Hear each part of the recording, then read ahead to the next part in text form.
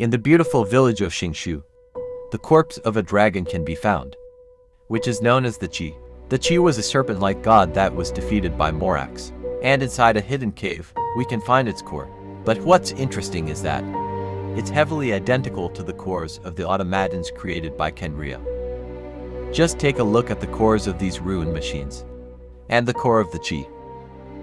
During the quest called the Qi of Yur, we enter the hidden cave where the core of the Qi can be found, and then we get to fight a swarm of ruin guards, and our main goal was to protect a device called the Xingshu cache from being destroyed by the ruin machines. Could it be that these guards were trying to unseal the Qi? Or is all of this just a big coincidence? In that same cave we find more ruin guards surrounding the Qi, but this time they're inactive. Alright, moving on. During Beiju's story quest, we meet Xiao, who tells us about the Qi. I sense the presence of evil spirits. Is this why you called me? So someone has been concocting demonic poison. It is true that a god's remains are buried beneath the foundations of Qingce village. A vile monster known as the Che once wrought havoc over this land. Before it was subdued by Rex Lapis, the land was finally cleansed of poison when Rex Lapis used statues in his likeness to seal the serpent's remains. Qingce village was founded some time after that. The seal is still mostly intact. If the Che is the source, then it must be some of its blood leaking from deep underground. However, its aura is faint and barely detectable.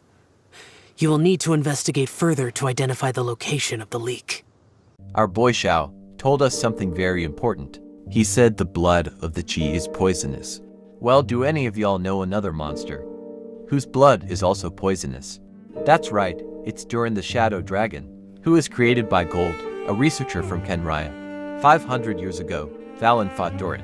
Although the latter was defeated, Valen was exposed to Durin's poisonous blood, and this is how Stormterror came to be.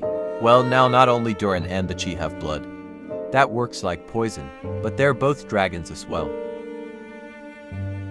And into our last piece of evidence. After talking with Xiao, we find a domain that leads us to some other remain of the Qi, which is most likely its poisonous blood, and its color is purple, just like anything else related to the Abyss. So to recap everything that's been stated so far, the core of the Qi is identical to those of the ruin machines, is surrounded and protected by ruin guards. Its blood is poisonous just like Durin. Some of its remains is purple just like the Abyss.